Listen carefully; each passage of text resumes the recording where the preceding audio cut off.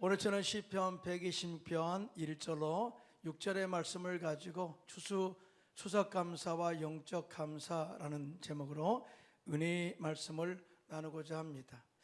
오늘부터 추석 연휴가 시작되었는데요. 제가 어렸을 때 추석에 대한 기억이 있어요. 객지에 나가서 직장에 갔던 형들이 돌아오고 이 부모님이 또 열심히 일해서 거둬들이는 곡식과 과일을 가지고 또 햇살로 또 밥을 지어서 나눠 먹고 함께 즐거워하며 행복했던 그런 기억들이 있습니다. 이와 같이 추석은 고향에 계신 부모님과 가족들을 만나 뵙는 기쁨도 있다 그 말이죠. 또 다른 추석의 의미는 이렇습니다. 농부들이 1년 동안 수고하여 거둬들인 그런 수확물을 가지고 가족들과 함께 감사하고 기뻐하는 의미가 더 있다고 볼 수가 있어요. 오늘 봉독한 시편 126편은 바벨론의 포로의 삶에서 고통을 당하다가 하나님의 계획하심과 도우심으로 갑자기 자유의 몸이 되어서 하나님의 성전이 있는 시온으로 돌아와 하나님을 예배하고 찬양할 것을 생각하니까 너무나 기뻐서 말도 나오지 않고 오직 하나님을 찬양할 마음으로 넘쳤다고 하는 기쁨의 장면의 표현입니다. 그래서 저는 오늘 본문의 말씀을 가지고 여러분들과 함께 추석 명절의 감사의 의미와 영적 감사의 의미를 다시 되새기면서 함께 은혜를 나누고자 합니다. 첫째로 추석은 고향을 찾게 하는 것에 감사한 것이고요, 영적인 감사는 새 예루살렘 성 본향을 향하여 소망을 품게 하심에 감사하는 것이다 라고 그렇게 말씀을 하고 있어요. 모든 동물들은요 기소 본능이 있어요. 기소 본능이 뭡니까? 이 기소 본능이라는 것은 동물이 자기가 살았던 서식지나 태어났던 그 둥지로 되돌아오는 성질이나 능력을 의미한다라고 정의를 합니다. 특별히 사람과 같은 포유 동물인 고래, 새와 파충류 그리고 물고기까지 다양한 동물들이 놀라운 기소 본능을 가지고 때가 되면 태어났던 곳으로 돌아와서 또 자식을 낳고 하는 그런 모습들을 우리가 볼 수가 있죠. 아시다시피 연어는 민물에서 부화가 됩니다. 그리고 치어로 자라다가 몇 주 후에 바다로 나가서 3, 4년을 지내어 살다가 다시 자기가 태어났던 이 물로 태어났던 곳으로 돌아와서 암컷은 알을 낳고 죽게 되고 수컷은 그 알 위에 정액을 뿌려서 수정란을 만들고 죽게 되는 거예요. 여러분 생각해 보세요. 아무리 기억력이 좋다 할지라도 치어로 자라다가 몇 주 후에 이 바다에 나가서 3, 4년을 살다가 돌아온다는 것은요 그냥 기억으로 되지 않아요. 감각으로 되는 거죠. 다시 말해서 연어의 그 DNA 속에 다시 내가 태어났던 모천으로 돌아오게 하는, 회귀하게 하는 본능을 집어넣었다 그 말이에요. 그래서 연어가 다시 자기가 태어났던 곳으로 돌아온 것을 모천 회귀라는 그런 이야기를 하고 있습니다. 연어뿐만이겠습니까? 우리 인간들도 객지에 나가 살다가 추석 명절이 되면 고향을 그리워하며 고향을 방문하는 것도 기소 본능의 본성 때문이라고 할 수가 있죠. 또 실향민들도 북에 있는 고향을 그리워하는 것도 기소 본능의 또 다른 하나의 본성이 아닐까 그런 생각을 해보게 됩니다. 그러므로 우리가 지금 건강해서 고향을 방문할 수 있음에 우리는 감사해야 될 줄로 믿습니다. 뿐만 아니라 살아계신 부모님이 계신다면 그런 부모님의 얼굴을 볼 수 있음에 감사해야 될 줄로 믿습니다. 또 뿐만 아니라 정말 이런 살아있을 때 예수를 때 복음을 전하여 그들로 구원받을 수 있는 기회를 주심에 감사하시고요, 때를 얻든지 못 얻든지 이번 추석에는 그들에게 복음을 전하는 기회로 삼으시기를 예수님의 이름으로 축원합니다. 크게 아멘 하겠습니다. 이스라엘 백성들에게 있어서 그들의 영적인 고향이 있어요. 그것은 바로 하나님의 성전이 있던 예루살렘 성 시온 성이었습니다. 그들은 그곳에서 정말 그곳의 시온 성에서 하나님 말씀을 들으면서 기뻐하고 감격했죠. 하나님의 임재를 경험했어요. 뿐만 아니라 온 가족들과 함께 예배당에 나가서 하나님을 예배하는 것을 진짜 큰 기쁨으로 삼고 감사하며 살았어요. 근데 이제 바벨론 포로 끌려가서 약 70년간의 포로 생활을 살면서 고향 시온으로 돌아올 수가 없어요. 하나님을 예배할 수 있는 환경이 안 되니까 얼마나 그 마음이 안타깝고 그 마음이 슬펐고요, 얼마나 그리웠으면 시온성을 바라보며 울었을까요? 다 그들이 그곳에서 하나님을 찬양할 기쁨이 없다고 고백한 이유는요, 사실은 그곳 이방 땅에서 사는 그 자체가 괴로움이 아니라 하나님의 임재를 경험할 수 없다는 거예요. 자, 이에 대해서 시편 기자는 시편 137편 1절로 4절에 이런 고백을 합니다. 시작. 우리가 바벨론의 여러 강변 거기에 앉아서 시온을 기억하며 울었도다. 그 중에 버드나무에 우리가 우리의 수금을 걸었나니 이는 우리를 사로잡은 자가 거기서 우리에게 노래를 청하며 우리를 황폐하게 한 자가 기쁨을 청하고 자기들을 위하여 시온의 노래 중 하나를 노래하라 하미로라. 우리가 이방 땅에서 어찌 야훼의 노래를 부를까라고 한탄했어요. 무슨 말이냐면은 그곳에서 이 수금을 가지고 찬양을 하고 싶은데 찬양할 수가 없다는 거예요. 왜냐하면 하나님의 임재를 경험할 수가 없고요, 더 찬양할 수 없는 것은 이 바벨론 사람들의 조롱이었어요. 야, 너희들 한번 수금을 타봐라, 노래 한번 해봐라, 우리를 즐겁게 해봐라, 우리를 기쁘게 해봐라. 그러면서 어떻게 우리가 기쁘게 할 수가 있느냐 아는다 하니까, 아니 너희들이 예루살렘 성에서 불렀던 하나님을 찬양한 그 곡 있잖냐, 그 가운데 한 곡 불러서 우리의 마음을 기쁘게 해봐라, 그런 거예요. 엄청나게 조롱한 거죠. 그러다 보니까 그들의 조롱을 받으면서 찬양할 수가 없었다. 그래서 우리의 수금을 버드나무 위에 걸어버렸다고. 그 정도로 그의 마음이 슬펐다, 기쁨을 빼앗아갔다라는 그런 고백을 하게 된 것입니다.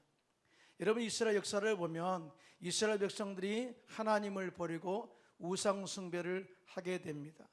아무리 돌아와라 해도 말을 듣지 않으니까 결국 하나님께서는 이 북이스라엘이 BC 722년에 아수르를 통해서 망하게 해요. 사실은 하나님 떠나면 되는 일이 없죠. 결국 이 북이스라엘은 아수르에게 망하게 되는데, 그 이후에 남유다는 BC 586년에 바벨론의 침공을 받아가지고 멸망당했을 뿐만 아니라 많은 사람들이 바벨론의 포로로 끌려갔어요. 근데 놀랍게도 파사의 고레스 왕이 파사 왕국을 통일한 다음에 BC 539년에 고레스 왕은 고레스 칙령을 선포합니다. 그게 뭐냐면은, 자, 지금까지 포로로 있었던 이스라엘 백성들은 이제 내가 자유를 선포하노니 예루살렘으로 돌아가 무너진 성전을 재건하고 하나님께 예배 드리도록 해라 하는 허락을 선포한 것입니다. 여러분 생각해 보세요. 노예로 삼아서 그렇게 부리던 사람들을 고국으로 돌아가라 했을 때 사회적 혼란이 있지 않겠습니까? 그럼에도 불구하고 이렇게 고레스 왕은 이스라엘 백성들, 노예로 살고 있던 그들을 예루살렘으로 돌아가 예배하도록 선포한 거예요. 그런데 고레스 왕이 이런 결정을 내리는 것은 단순한 그의 어떤 순간의 감정이나 정책의 결정으로 이루어진 것이 아니라 에스라 선지자와 느헤미야 선지자의 예언서를 보면 이 모든 것은 하나님의 도우심과 계획하심과 인도하심으로 이루어졌다고 그렇게 기록되어 있어요. 믿으시면 아멘. 하나님이 이해하시면 막을 자가 없는 줄로 믿습니다. 하나님이 결정하시면 반드시 그것은 주 안에서 아름답게 이루어질 줄로 믿습니다. 한마디로 말하면 그 사람들의 주변 사람들은 사실은 그들이 예루살렘으로 돌아갈 그런 기회나 이 기적은 가능성은 1%도 없었다, 그 말이죠. 그런데 하나님이 때가 참에 하나님께서 이 고레스왕의 왕임을 감동시켜서 예루살렘으로 이스라엘 백성들을 돌아가게 했으니 얼마나 이 기뻤겠어요. 꿈만 같은 일이 일어나지 않겠어요? 그래서 이것이 꿈 같다라고 고백을 했고요. 정말 너무나 기뻐서 말이 나오지 않아서 그냥 웃음만 있었고, 그 다음에 하나님만 찬양할 수밖에 없었다. 그러잖아요. 뭔가 은혜가 오면 할렐루야 할렐루야 감사합니다 그러잖아요. 그것밖에 할 수가 없었다라고 고백을 하고 있어요. 자, 오늘 본문 시편 126편 1절로 3절이 그걸 이렇게 증언을 하고 있습니다. 함께 합독하겠습니다. 시작. 여호와께서 시온의 포로를 돌려보내실 때 우리가 꿈꾸는 것 같았도다. 그때 우리 입에는 웃음이 가득하고 우리 혀에는 찬양이 찼었도다. 그때 문나라 가운데서 말하기를 여호와께서 그들을 위하여 큰 일을 행하셨다 하였도다. 여호와께서 우리를 위하여 큰 일을 행하셨으니 우리는 기쁘도다. 할렐루야. 자, 그들이 기뻐하고 감사하는 이유는 물론 그들이 바벨론 포로로부터 자유를 얻은 자유를 의미하겠죠.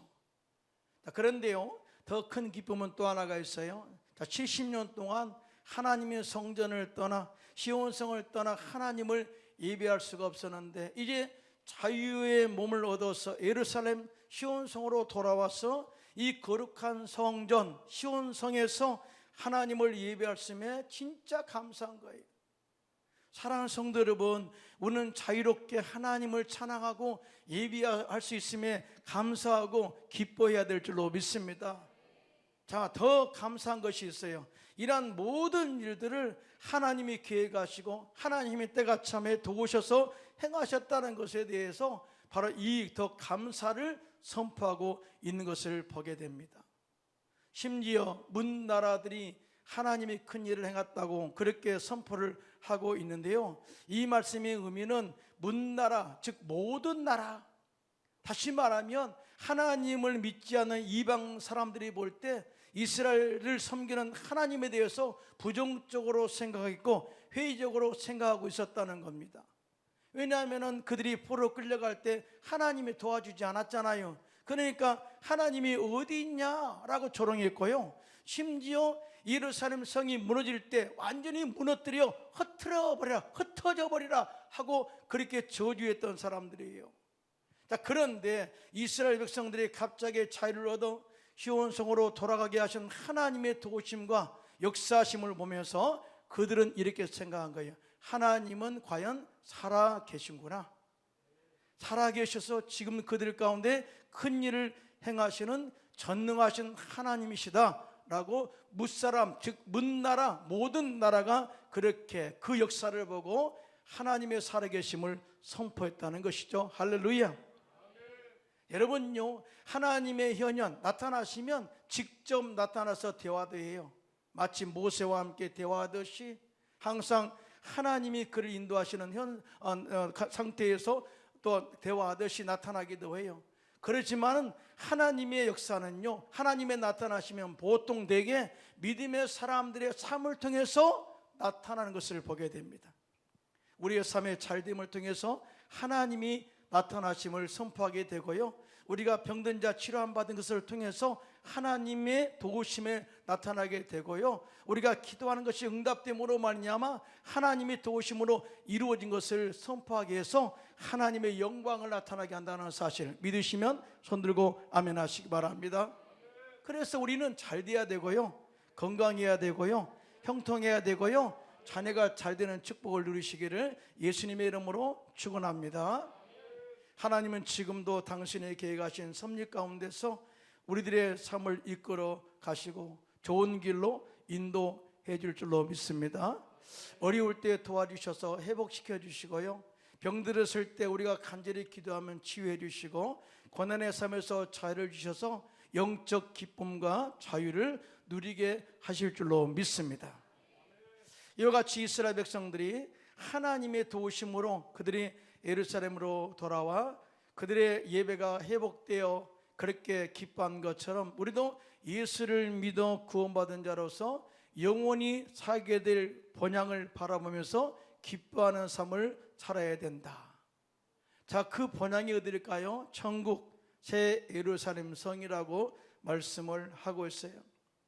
자, 우리가 죄로부터 자유를 생각할 때 우리가 어떤 사람이었는가를 다시 되돌아보지 않으면 알 수가 없어요. 하나님께서 에덴 동산을 창조하시고 그곳에 남자와 여자를 창조하시고 그들에게 엄청난 복을 주시면서 이렇게 축복하십니다. 생육하고 번성하고 땅에 충만하라. 땅을 정복하고 다스리라. 땅에 기는 모든 생물과 나는 모든 새들을 다스리라. 그렇게 다스리는 권세와 축복을 엄청 부어주셨어요. 그런데 인류의 조상 아담과 하와가 하나님 말씀을 거역하고 범죄함으로 말미암아 그 즉시로 죄의 종과 마귀의 종이 되어버렸어요. 마치 이스라엘 백성들이 하나님을 거역하고 우상을 숭배함으로 말미암아서 바벨론 포로 끌려가서 그렇게 종된 삶을 산 것처럼 아담과 하와도 말씀을 거역한 그 순간에 마귀의 종이 되고 이 죄의 종이 되어버린 거예요. 그때부터 인간들의 육체의 정욕과 안목의 정욕과 이 세상의 자랑을 위하여 사는 마귀의 지배 아래 종으로 살 수밖에 없는 존재가 되어버렸어요. 그런데 이러한 인생들을 하나님께서 구원하시고 영적 자유를 주시기 위해서 2000년 전에 독생자 예수님을 이 땅에 보내주셔서 십자가에서 마귀의 일을 멸하셨습니다. 할렐루야. 그의 정사와 권세를 벗겨버리시고 무력하여 조는꼬로 삼으시고 영원히 십자가에서 승리를 이루어내셨습니다. 할렐루야. 그 순간 우리의 모든 죄가 사해지고 사망의 권세가 끊어져 버리고 저주가 끊어져 버리고 영원한 생명이 우리 가운데 임하게 된 줄로 믿습니다. 하나님의 자녀 한나라로 우리를 옮겨준 줄로 믿습니다.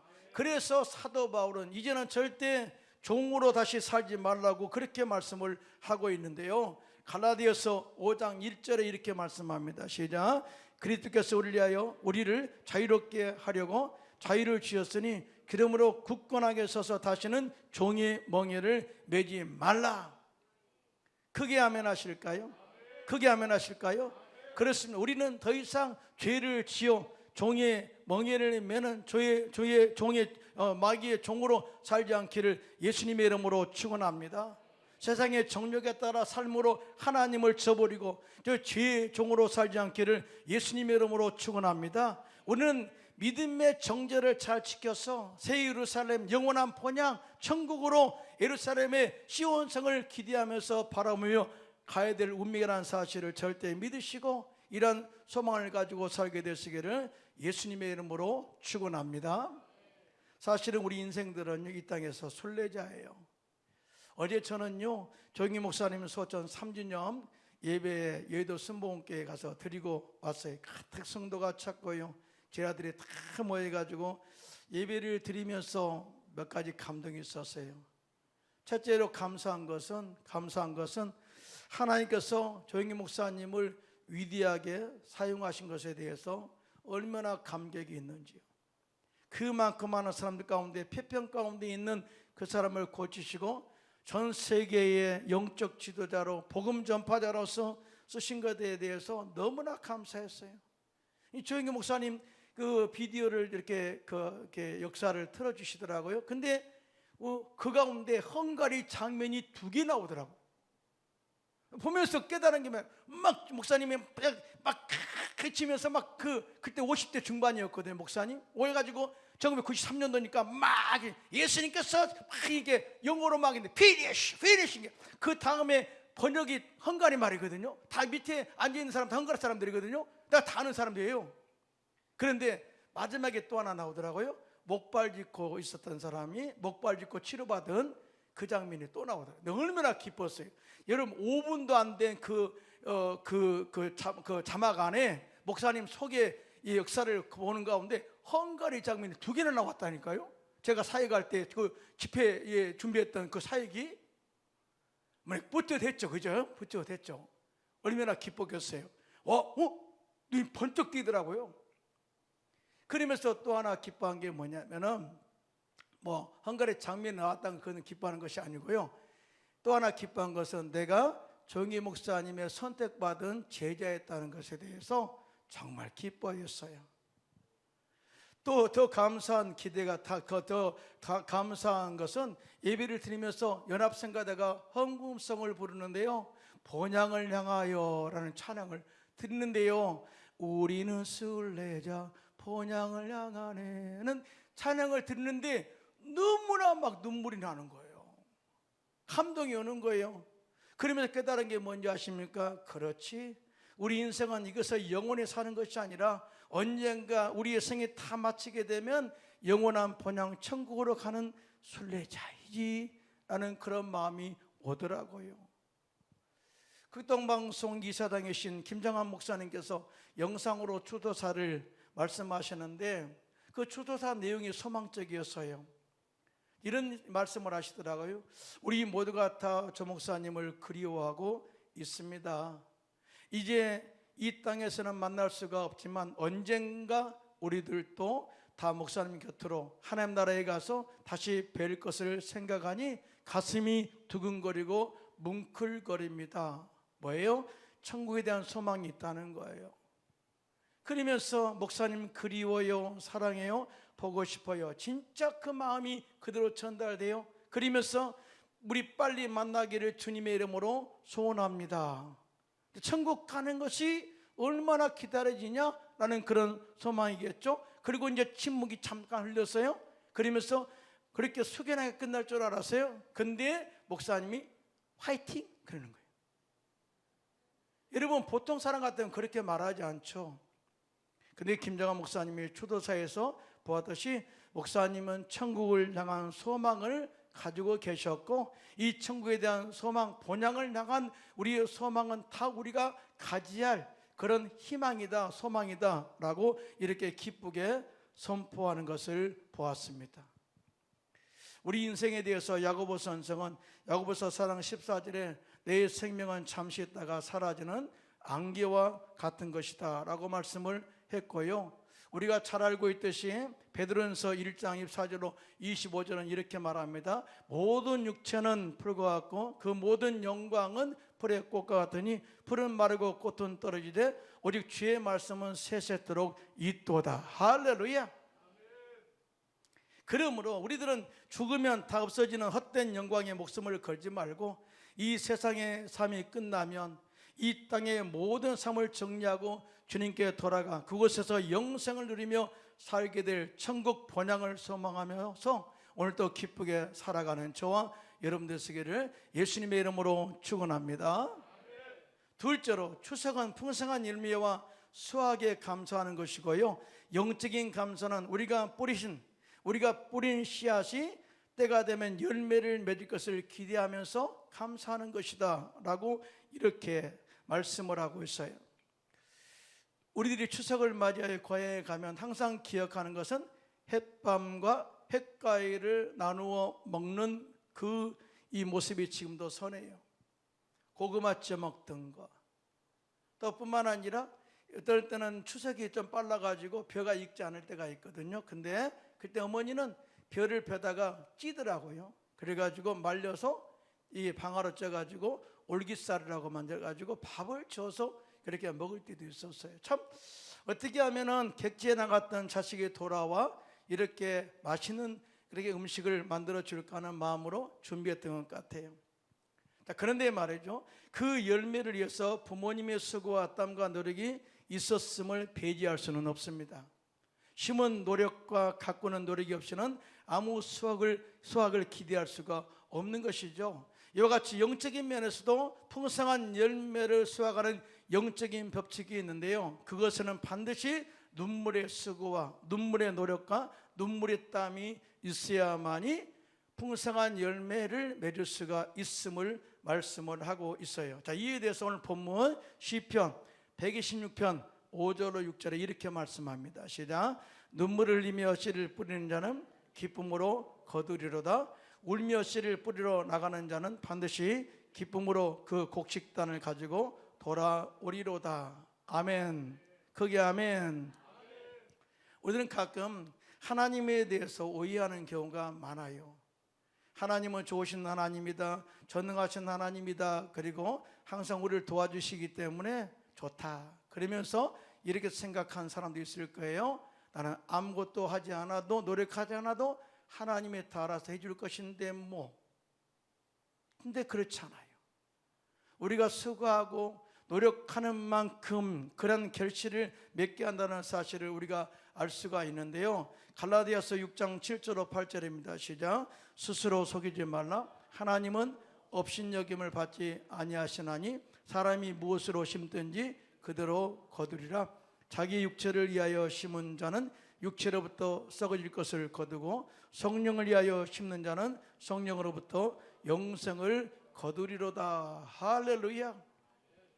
자, 세상에서 심으면 그 심은 대로 열매가, 그 씨앗에 열매가 맺는 것처럼 영적인 열매도 똑같다는 거예요. 우리가 심은 대로 거두는 것은 진짜 똑같아. 물론 우리가 씨앗을 심고 물을 주는 수고와 노력은 하지만 생명의 탄생과 열매를 맺게 하는 신비로운 역사와 영역은 하나님의 영역 속에 있다는 사실을 믿으시면 손 들고 아멘 하시기 바랍니다.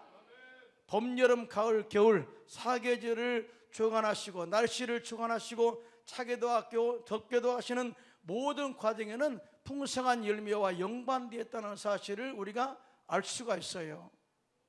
그러잖아요. 우리가 이제 과일을 먹을 때 비만 너무나 많이 왔어. 풀은 무성하게, 나무는 잘 자랐어, 잎사귀는 무성해. 근데 과일이 달지가 않아. 달지가 않아. 근데 너무나 태피만 많았어요. 근데 과일이 작아져.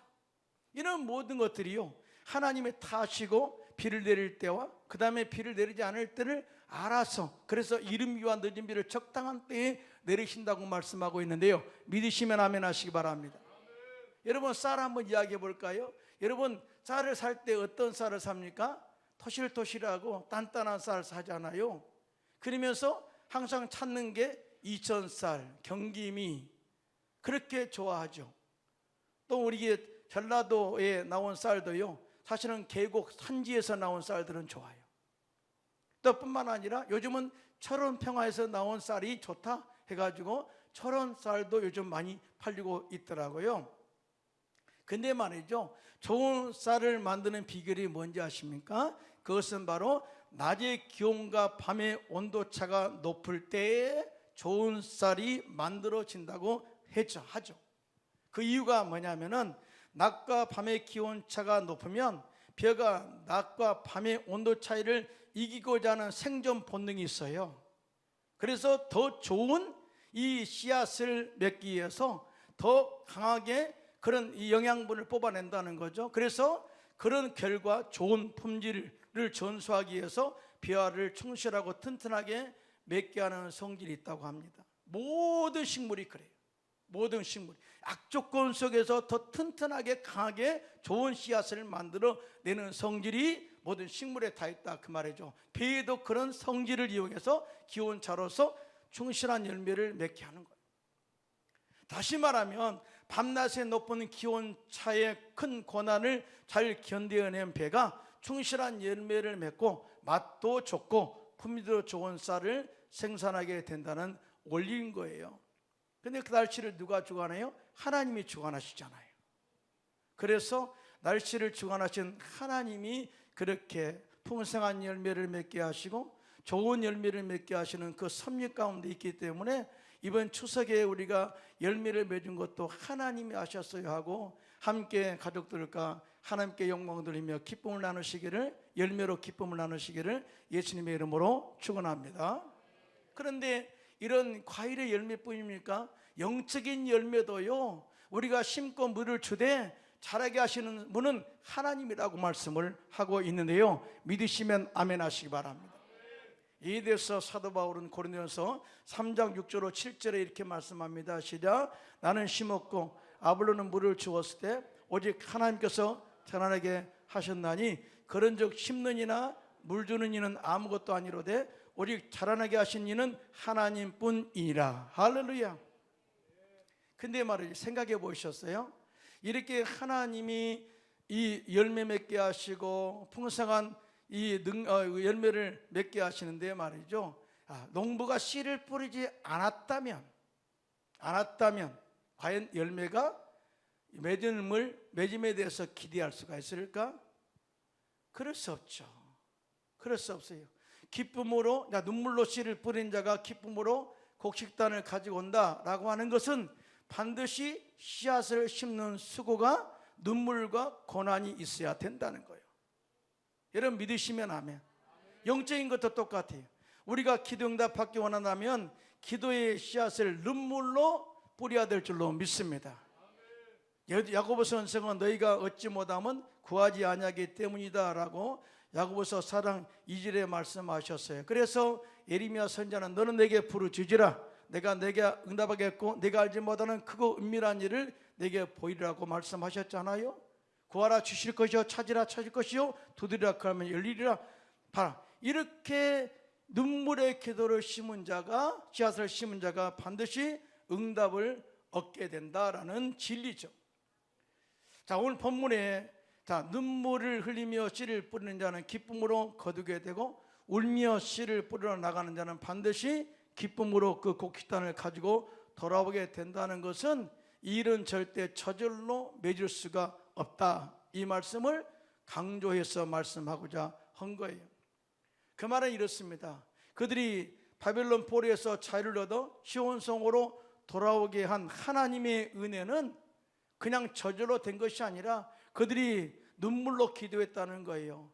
정말 그 번영을 바라보면서 열심으로 정말 노력했다는 거예요. 회복을 위해서 간절히 수고하고 노력했다는 거예요. 그 결과가 지금 현재 이렇게 나타났음에 대해서 이야기를 하고 있는 거예요.